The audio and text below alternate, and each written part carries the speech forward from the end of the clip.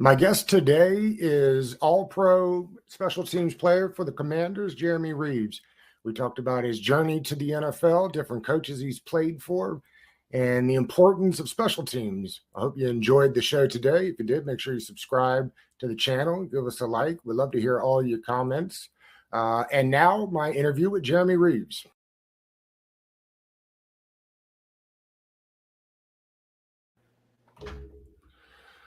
All right, All-Pro Revo finally on the show. What's happening, my man? Nice to have you on the show finally. Appreciate you having me. Coordination, but we got you. Yeah, man, I owed you, man. So it's good to be finally on, man. I appreciate you having me. No doubt, been a big fan from the beginning. I dig the undrafted, man. It's a grind and a struggle. Let's before we get there, we get to the football. It is summertime. What is your go-to dish to take to the cookout? My go-to dish to take to the cookout. My girl's looking at me right now. I mean, mine, I need like baked macaroni. That's like the cookout, baked macaroni 1000%. I gotta have that at the cookout or some greens. Something, one of the two. But yeah, cool. Like I'm from the South, so I need something Southern. And you're a hot dog or a hamburger man? Definitely. I don't eat beef at all. Okay. So if I'm going with anything, I'm gonna be like, I'll say like some chicken if I'm at a cookout. Like I gotta have some chicken. That's a must.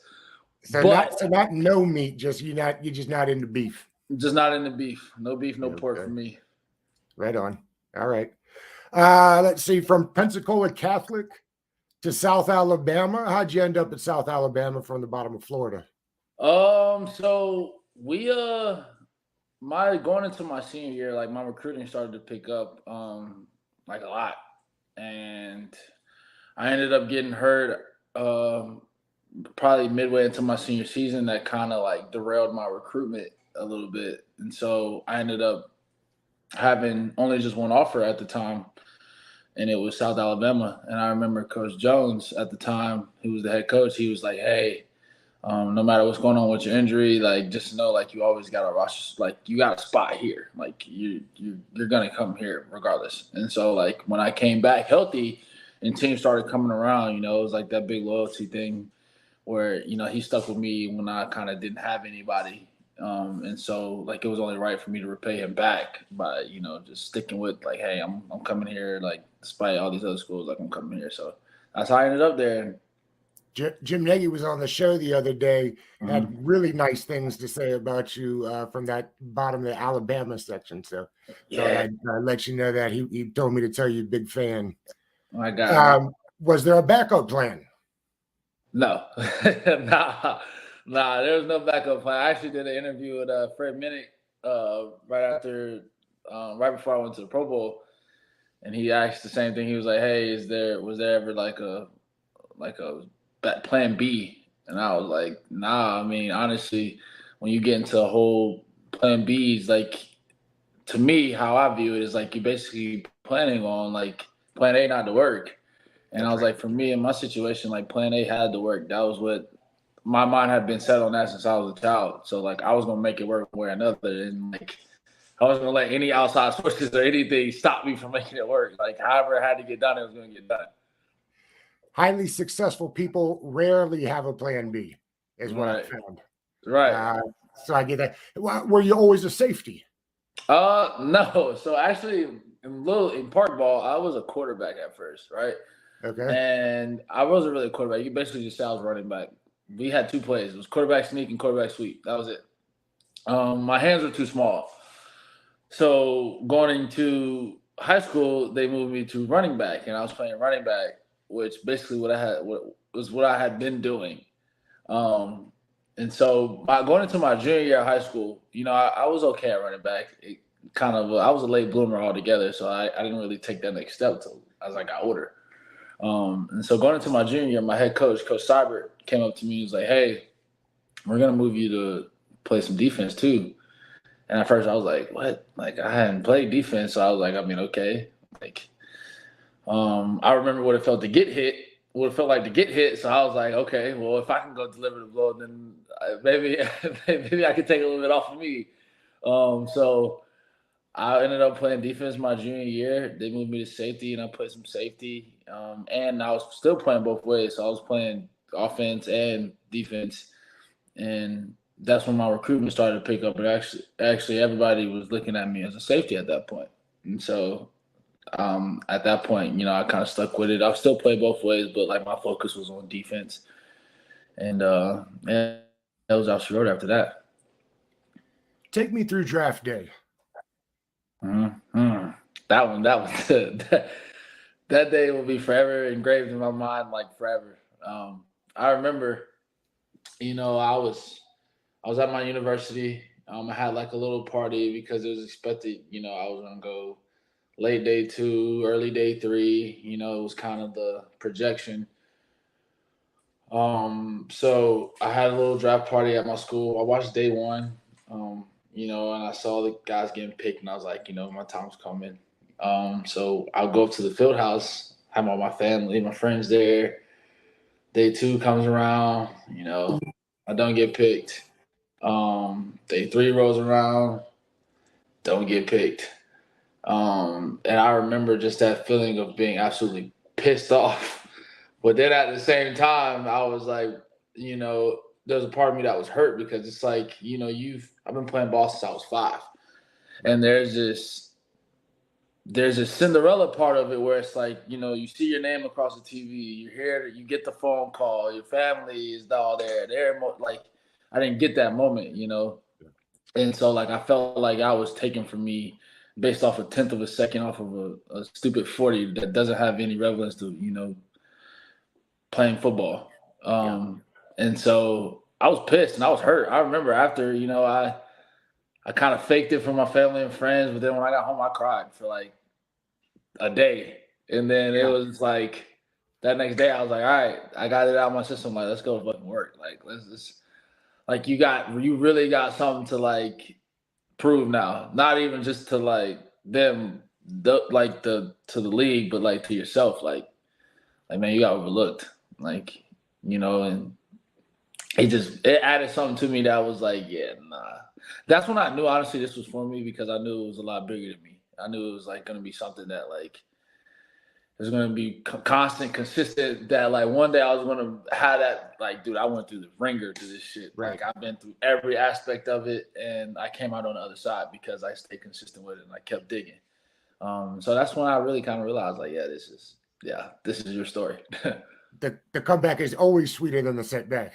That's facts. That's big facts. Big facts. I see the Goddard jersey behind you. They probably won't be able to see it on the screen, but that's what it is up there. Is he the toughest cover in the division? From a tight end standpoint, I would have to say for guys that we see consistently, yeah. I mean, now you got Darren Waller and with the Giants, so that adds another element to it. But he's consistent. He's kind of somebody that he has his toolbox and like he makes it hard. He can give you a different look every time. I've been competing against him really since I came into the league. We landed in Philly together my rookie year. Say, you started out in Philly, right? Yeah. And so we started out together, and so I've been battling with him my whole career essentially. So yeah, he's a dude. He's one of those guys that he's a competitor. He plays his ass off, and he understands the game, and he understands how to win his matchup. So he definitely adds something to game plan for sure. We were talking about setbacks. I was trying to think of how many times it took to finally catch on with what was then the Redskins, because it was a couple times, right? Practice squad and then off and then back and then finally caught on with the special teams. Yeah. It was several times, right? Yeah, I mean, I think just alone in with like the going active, inactive, or active to practice squad. I think I was going back and forth about. I'm going into year 6, so probably 6 times in the league or in a year, or 6 times in my career where I've kind of been up. So like 2019, the Shazer gets hurt. I come in halfway through the season. I play 8 games. Season ends. come into training camp, get cut. The next year, 2020 rolls around. That was kind of like the year I came into the light on defense. Half the year I'm playing, start on defense, the back half, playoffs, everything. And the year rolls around, get cut. 2021, go through the same thing, get cut, go through practice squad, get in half the season, get to the end of the season, training camp, get cut. 2022 rolls around, finally get a full year, All Pro, Pro Bowl. What was that? We talked about phone calls and waiting for that phone call on draft day. What was the phone call like being told you made All Pro after all of that? I actually didn't. Who told you? How did you find that out? I have a phone call. I was on Twitter, and I think Nikki had tweeted out like, usually I know something got said about me, or if I get on Twitter, because I'll get like tagged in a bunch of stuff. Right. And so I was like, all right, I didn't know what was going on. In reality, All Pro was what I wanted. I wasn't really thinking about the Pro Bowl, honestly. Like that was like really cool, but like I said after we played Detroit, like, no, I'm gonna be All Pro. Like the hell with anything else. Yeah. And so after I get on Twitter and everything, I see like I'm tagged in a bunch of stuff, and I think Nikki had tweeted out like he's been named, AP first team All Pro. He's the first one since I can't remember when. And that's kind of when I found out, and I was like super, super excited, because I was like, that's the one that you want. That's like the big deal. But I was pissed because it's like my first year fully active. I've done all of these things. How much did I miss out on these past 4 years? Right. To me, I've been the same player. Like nothing has changed. Everybody, the $1 million question was, what's changed over the course of now and then? I'm like, nothing. I've been the same guy. I've seen the game the same way. Like I understand the game the same way now that I did in 2019. It's just, I had the opportunity to go do it for a full year. What was the reason they would give you? Because you played well in the opportunities. And what was generally the reason when they would cut you as to why? Because it didn't, to my eye, I didn't see it. It looked like the defense played well when you were out there. Yeah, I mean, I understand how the business works. The real reason, honestly, was, at times I was inconsistent, and I could be inconsistent at times. And so that was something that they were looking for, just consistency at the position, which in reality, that's hard playing DB. That's something that you kind of like, you got to get into the rhythm with that. The years that I played, that was like a shuffling rotation almost. It was like the only consistent piece that had been out there that whole year was Kendall and Cam. Right. Everybody else kind of was rotating, like guys was hurt, coming back, getting hurt, coming back. So, you're trying to learn how to play with different people at the same time, like the pressures of, coming in 8 weeks, you haven't played real football, and then now you're like, hey, you start on defense. That's like, that goes from 0 to 100 real quick, and so it took me a little bit to get acclimated to that, because, in practice squad, only so much of it could be game reps. I prepared as if I was playing, but like practice. So when you get out there and you haven't seen that kind of speed and things are moving real fast, and it's just like, whoa. It's like, it kind of takes a little bit to get a grasp of that. And that sometimes hurt me in the process of like evaluations. Maybe, at the end of the day, I know it's the business is, production. That's how it works. That's what the name of it is. And so I didn't produce in a lot of the areas where they felt like I needed to, maybe. So, I mean, there's a million ways that question could go, honestly, so. What's the tougher jump between from high school to college, or college to the pros? High school to college. I hear that all the time. I think the casual fan finds that hard to believe, but I hear it all the time. College to pros was easy. It was easy getting into the league. The hard part is staying, right? Right. Okay. But like at that point, like when you're in college and you go from college to professional, you're a man. Like you graduate at 21. like your body you're developed. Like now you're an adult, right? When you go from high school to college, somebody might be 21 already in their like adult, form, and you 17 coming in as a true freshman. Like there's a big maturity difference physically and mentally, So when I left college, like I was already prepared for the NFL, from a mental standpoint, physical, like my body was already there. My mind, like I understood the game. I didn't understand. In high school, I didn't understand nothing. I knew cover four and you play safety, don't let nobody deep you. That's past you, that's it. Right. You've been around now, let's see, for Redskins, Washington football team, and Commanders. It tends to be a weirdly big deal for the fans. Do the players care? No. I was telling somebody, I was like, at the end of the day, my job isn't to care about the name and to care about that.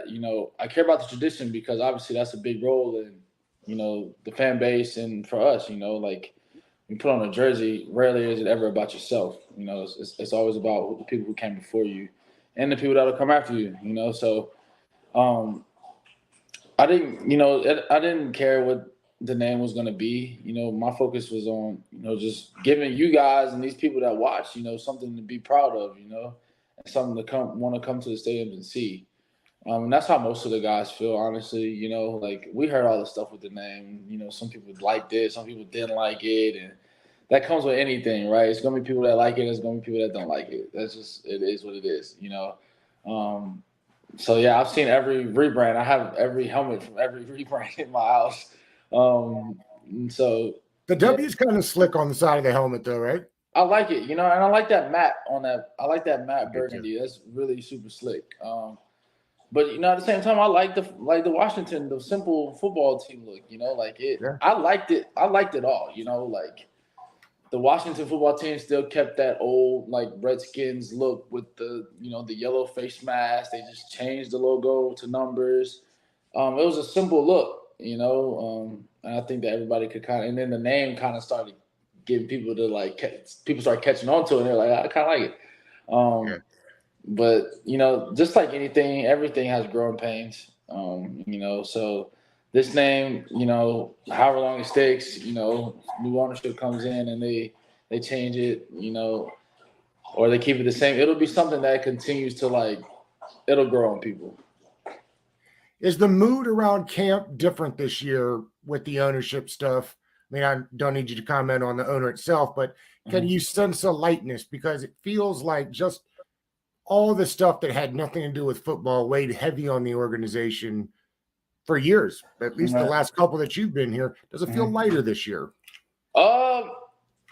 Yes and no.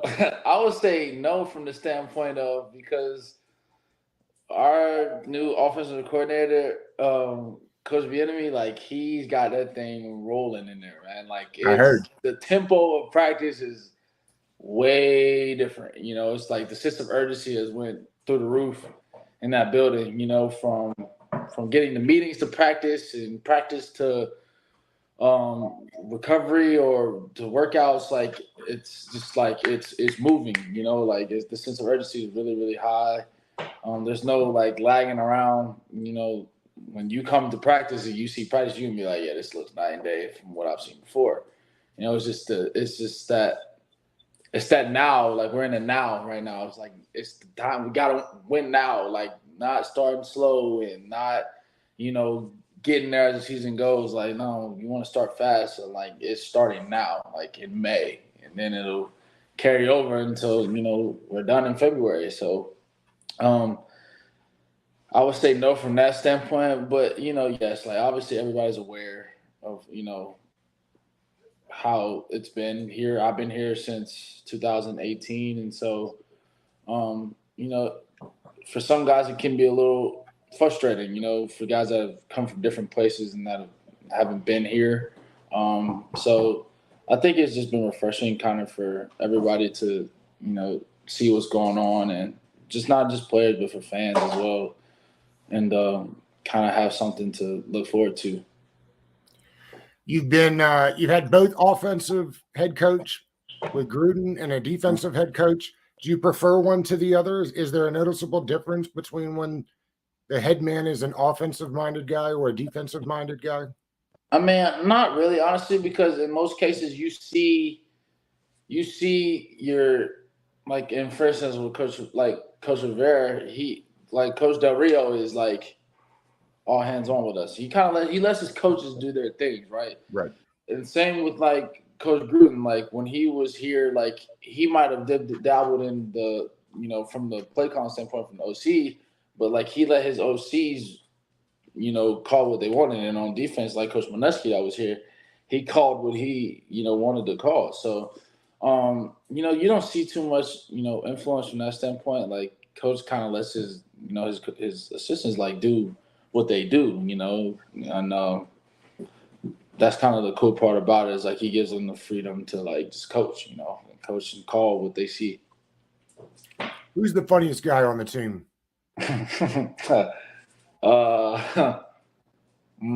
That's I'll say I gotta say somebody in our room just because our room is always the funniest. I'll say either Wild Goose or Wild Goose or Percy, maybe. Yeah, Percy. Okay. Yeah. Boys clowns. What when you're at these OTAs, there's not a whole lot going on, right? You don't have pads on. We're not hitting. I think fans probably get a little more worked up than need be for these early ones, but they're important. What are you trying to accomplish? You just get back into the groove of everything. It's like you've been out of ball since we finished in January. I haven't usually in my off-season program, I'm not putting on cleats for a substantial amount of time. Everything is like getting my body back. So once you get to OTAs, it gives you a chance to kind of get back into like the football mentality, like the football mode of like, okay, like now it's time to log back in and play books and, practicing and working on breaks and understanding what you're seeing offensive standpoint wise. And that's really what it's for. Fans do get worked up about it. Like, oh, it's competition. Like decisions aren't made in May, like that's just the reality of it. Yeah. Decisions are not made in May. Jobs are won and lost. You can set yourself up now in May to set you up for, July and August. But those decisions are made then when it's live and bullets are flying and you got going against other teams. Like that's why I won my job last year, so that's when those decisions are made. So it's not something to get worked for the fans. It's not something to get like all riled up about. It's because at the same time, like you see all this stuff going on around the league where guys are dropping, injuries and OTA. So it's like it's a happy medium we find in there of like getting what we need to get done, but also taking care of ourselves because it is a long year. The safety room is kind of deep and stacked this year. Mm-hmm. How do you see the room shaking out? And do you agree? Because it feels like, at least since you've been there, maybe this is the best the safety position, top to bottom, has been since you've been here. Yeah, 1,000%. I mean, just as far as like guys that can actually, to go out there and do it at a very high level consistently, like, yeah, we've had that. Like we have that right now. Now, like I can say on paper we look great, but like at the end of the day, like what we do between the lines, like that's what matters, And so, veteran, we have Cam, obviously vet guy, savvy, can play anywhere from all back 7 positions. He's done it the past, 3 years or so. So. Having guys like that, myself, who kind of, understand it big picture wise, that can help these younger guys out and bring them along for what we know. Like, we can really take that next step as a room and as a group to be, one of the, better safety rooms in the league, not just on paper, but, actually statistically wise too. So, just continue to to build that trust amongst each other and to have that camaraderie and to keep building every day, stacking those days, because these days now set us up for in the fall. So it's a great room, great guys, great leadership, guys that are really coming to their own with Percy and Defoe, seeing how they've taken that next step in their development. And, we got Quan in the room now and just getting him there and just continuing to build that, and trying to lead by example because, we are – I'm the vet in the room, which is crazy, but I'm the vet in the room. Yeah. That's right. That's right. I'm curious, we'll kind of wrap up like this. For a man that has made his living in the NFL on special teams, Are you worried that they are slowly, maybe quickly, removing that aspect of the game sooner than later? We've got the new kickoff rule now. Oh, yeah. That supposedly it's to keep you guys safe. Yeah. It feels a bit ingenuous. What are your thoughts here on the new rules, on how they're potentially policing out the special teams aspect of the game, and why is it important to keep it? At the end of the day, like, football is football, we all have an understanding what comes with this game. Like, the game's been the same way for years, right? They've taken out, the wedge in the back where, you got 4 big old linemen running full speed at you downhill, and, you had the wedge busters. Like, that aspect of the game is gone, and rightfully so, because it was very dangerous. Like, that's no question. But, like, when we put on cleats and we put on a helmet, like, we know what we sign up for. Like, I know, in reality, like, this is America's version of the gladiator games, right? It just is what it is. And I know the risks that come with that. I'm fully aware. And so it's kind of hard to, still call it football, when, all these things around are changing. Do I think the rules are good for us? Absolutely, yeah. At the end of the day, like, you want to keep guys safe as safe as you can. But, at the same time, you got to leave football as football. So that's what kind of makes it hard. Even for them, even for the committee and everybody that makes those decisions, it makes it hard because it's like we don't want to change the game too much, but, like, we don't want these guys getting hurt, especially in something that, most people don't feel as is a significant thing or part of the game. Which goes to my next point that, like, the more you phase out, the more guys like me, for instance, who have had to work their ass off and fight and claw and scratch to get an opportunity to get one on special teams and then have the year I had, like, that opened doors for me now to where it's like, okay, I can get opportunities on defense now because of, like, what I built on special teams. Where, in 5 to 10 years, a guy who came in like I did, he might not get those same chances now because the game's been phasing out this phase, or the game is starting to phase out this phase, which at the end of the day, that's jobs, like, when one thing goes, like, other things start to go. Usually that's just how it goes. And so special teams is a part of football. I mean, like, we won games. Like, we've won games this year, past year, off of special teams, like, muff punts. Well, what's more exciting than the very first kickoff of a game, right? Like, right. Everybody's you got I know I am. You got opening kickoff, like, of the season. We're at home, FedEx. Like, I know my crazy ass down there jacking fans up and all kind of stuff. Like, I'm locked in. Like, there's nothing better than that. That's, like, the most exciting part of the game. And, it has a direct effect on, the game. We won several games off of muff punts and, all kind of field position stuff and pinning the Falcons inside the 20 and the 10 on kickoffs, like, that's part of it, right? That's the field position battle. That's the part that, changes the game. And so when you start to change those things, like, you start to see the game change, right? And we just want football to be football. Like, this is the same game I've been playing since I was 5. I love it. I've loved it since then, and I just want the game. So when I'm done playing one day and I'm watching, it's still the same game that I remember when I was a kid and when I was playing. Yeah. So let's get you out of here on this, Jeremy. for the young folks that are looking to get where you're at now, what advice would you give to them? In all honesty, who cares what box people try to put you in or what label they try to give you? You are the master of your own fate. Like you write your own story.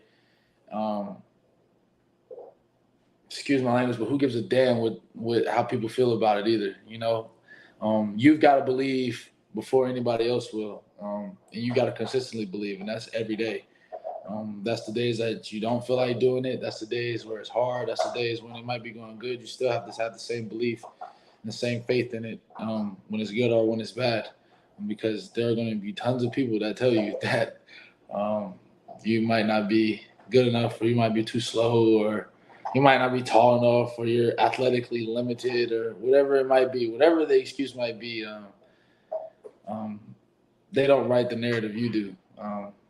So always believe in yourself, and always, just remember the why you're doing it, why it means so much, and just remember that, you can't have the test, you can't have the testimony without the test, So like, you're gonna go through your trials and tribulations. That's part of it. Just continue to keep your head down and work and keep battling, and you'll always come out on the other side. So that's the biggest thing I have. Brother, I appreciate you coming on today. I wish you great success this year, good health, and maybe we'll get you back on and do it again sometime. Absolutely, brother. I appreciate you. I'm glad we got it right this time. That's right. That's right. Yes, I appreciate you. Yes, sir. Thank you.